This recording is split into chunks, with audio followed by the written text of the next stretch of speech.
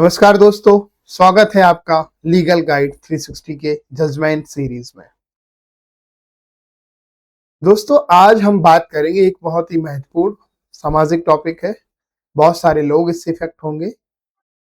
जो हमारा prevention of insult to national honour amendment bill 2026 जो पास हो गया है फाइनली, और प्रेसिडेंट महोदय ने इसे असेंट भी दे दी है 11 अगस्त 2026 को, और अब ये कानून बन गया है। अब इसके अकॉर्डिंग जो नेशनल गीत है, हमारा नेशनल सॉन्ग है, जो राष्ट्रीय गीत है, अब अगर सेम उसको लीगल प्रोटेक्शन मिल गई है जो नेशनल एंथम को मिली हुई थी, नेशनल फ्लैग को मिली हुई थी। यानी अगर आप उनका सम्मान नहीं करते थे तो आपको 3 साल तक की पनिश की जा सकती थी। सेम अब जो हमारा नेशनल सॉन्ग है, अगर आप उसका भी सम्मान नहीं करते हैं तो आपको 3 साल तक की सजा मिलेगी, और फाइन भी हो सकता है या फिर दोनों चीजें हो सकती है।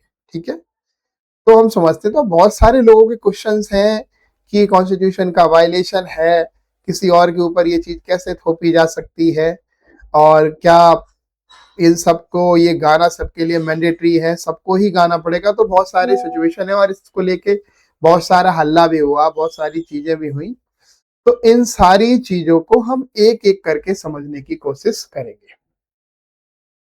तो पहली चीज तो मैं आपको ये बता दूं कि प्रिवेंशन ऑफ जो हमारा ये एक्ट है, prevention of insult to national honour 1971 में आया था, और आर्टिकल 51 ए है हमारा, जो फंडामेंटल ड्यूटीज में है, उसके अंतर्गत नेशनल एंथम और नेशनल जो फ्लैग है उसके बारे में भी बात करी गई है।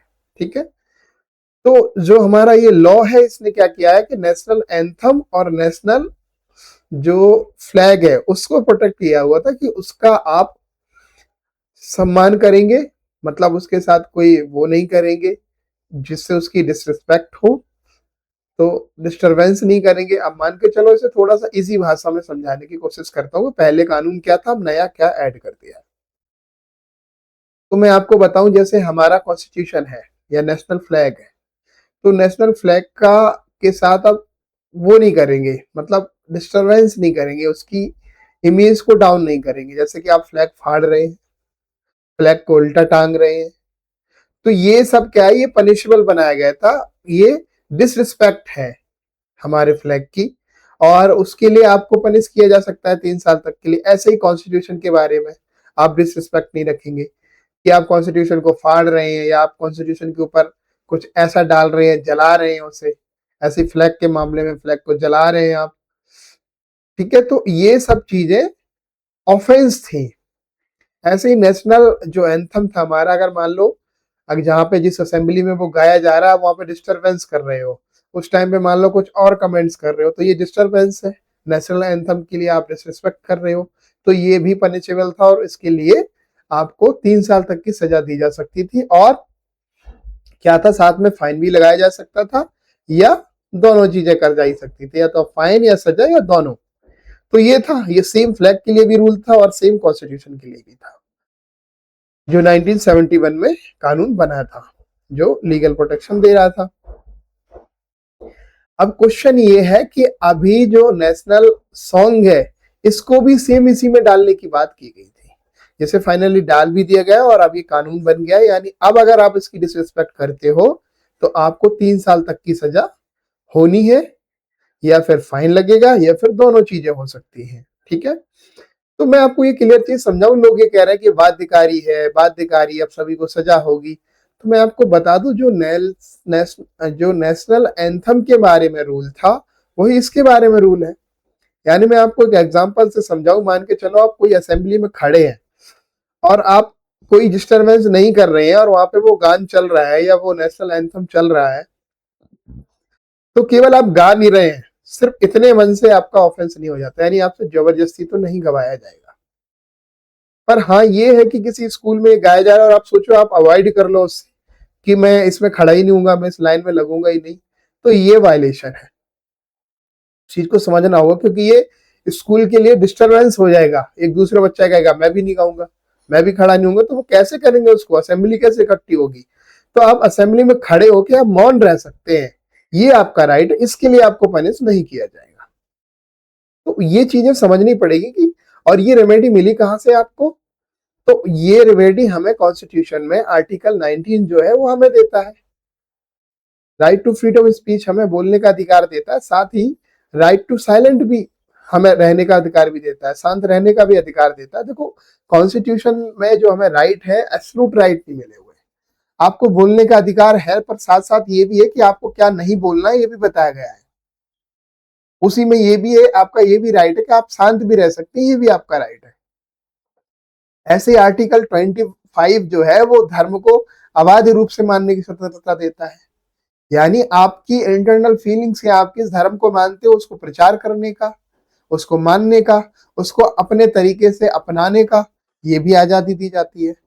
तो ऐसे ही जो नेशनल सॉन्ग है, इसके पहले तो आपको बता दूं 2 स्टेंजास केवल एक्सेप्ट किए गए हैं लॉ में, कि 2 स्टेंजास गाए जाएंगे और 3 मिनट 10 सेकंड का माइट भी टाइम दिया गया है कि इतने में ये गाए जाएंगे, ठीक है। तो आप शांत रह सकते हो, ये वायलेशन नहीं है। साथ ही बहुत सारी चीजें छूट भी दी गई हैं, जैसे कि आप किसी मूवी में ये नेशनल सॉन्ग जैसे अगर चलता है, या किसी वीडियो क्लिप में चल रहा है, या किसी न्यूज़पेपर में ये चीज लिखी हुई है, तो उस टाइम आपको खड़े नहीं होना है ना। तो ये ऑफेंस नहीं माना जाएगा, ना ये वायलेशन माना जाएगा। तो पहली चीज मैं आपको क्लियर ये कर दूं कि इसमें बाध्यकारी बना दिया, सबको गाना ही पड़ेगा, तो नहीं गाना पड़ेगा। आप अपने धर्म के अनुसार, अगर आपको लगता है कि इसको हमें नहीं गाना है, तो आप वहां पे चुपचाप खड़े रह के मौन रह सकते हैं, पर हाँ डिस्टरबेंस नहीं करेंगे। आप डिस्टरबेंस आपने जैसे ही करा, आप ऑफेंस की कैटेगरी में आ जाएंगे। आप चुपचाप रह सकते हैं, चुपचाप रहने पे आपके ऊपर कोई कार्रवाई नहीं होगी। और ये रेमेडी मिली कहां से हमें, लॉ ने तो दी है। ये नेशनल एंथम के बारे में, नेशनल एंथम के बारे में आपको मैं बता दूं, Bijoe Emmanuel versus State of Kerala 1986 का बड़ा फेमस केस है। इसमें क्या 3 स्टूडेंट ने नेशनल एंथम गाने से मना कर दिया और वो चुप रहे उसके दौरान, और उनके ऊपर कार्रवाई करी गई। तो सुप्रीम कोर्ट ने यहाँ पे क्लियर करा कि आर्टिकल 19 जो है ना वो हमें प्रोटेक्ट करता है, आर्टिकल 25 है जो हमें अपने धर्म को मानने से बात करता है। तो ये लॉ जो है शांत रहने पे कार्रवाई नहीं कर सकता। हाँ अगर ये डिस्टरबेंस कर रहे हैं, वहां पे कुछ उंगली कर रहे हैं, कुछ ये मतलब किसी दूसरे बच्चे को भी नहीं गाने दे रहे हैं, या कुछ और कमेंट्स कर रहे हैं, तो फिर इसे कवर कर सकते हो आप। अदरवाइज कोई शांत है तो आप इसके ऊपर बांध नहीं सकते हो कि रिस्पेक्ट करे ही करे, ये गाना गाए ही गाए। तो वहां पे ये चीज भी बताई गई, और अब लॉ में भी ये चीज बताई गई। ऐसे कॉन्स्टिट्यूशन के मामले में, फ्लैग के मामले में अगर आप इसे क्रिटिसाइज करते हैं तो ये ऑफेंस नहीं है। कॉन्स्टिट्यूशन में ये कमी है, ये कमी है, ये क्रिटिसाइज कर रहे हैं आप, तो ये डिसरिस्पेक्ट नहीं है, ये क्रिटिसाइज जो है ना ये कवर नहीं होगा इस ऑफेंस में। ऐसे ही फ्लैग के बारे में, कि फ्लैग में ऊपर मान के चलो जैसे केसरिया है, तो इसकी जगह व्हाइट कर देते, इसकी जगह ब्लू कर देते, ये क्रिटिसाइज करते हैं तो ज्यादा अच्छा होता है, ग्रीन नहीं करना था, ब्लू कर देते। ये जो तीलियां हैं इसमें 24 की जगह कुछ और कर देते।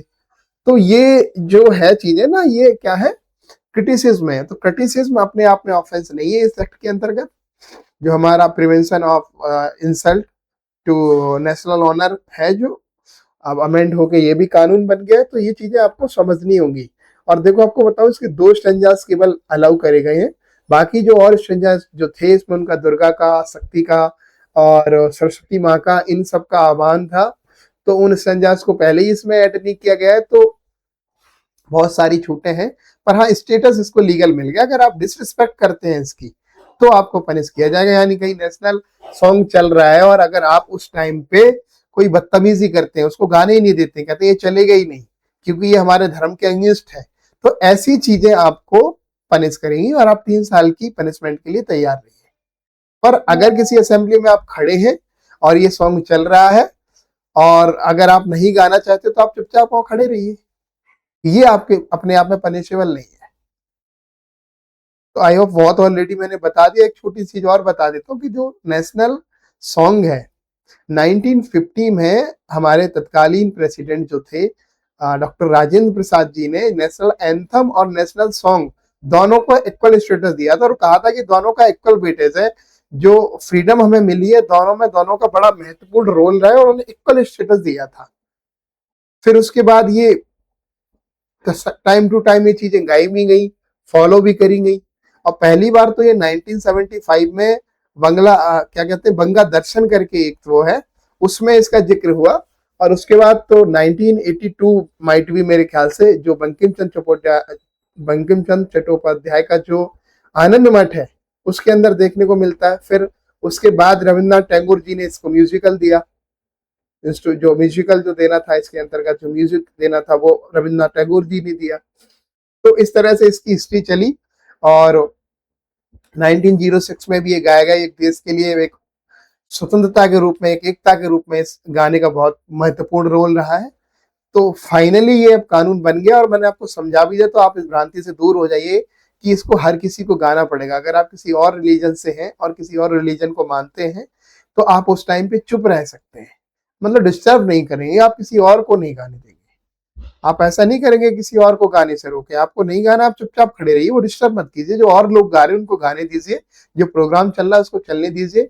आप उस स्कूल के पार्ट है, तो आपको एक अनुशासनात्मक रूप से वहां के रूल रेगुलेशन के हिसाब से आपको उस पंक्ति में खड़ा होना है, तो वो उतनी चीजें आपको फॉलो करनी पड़ेंगी।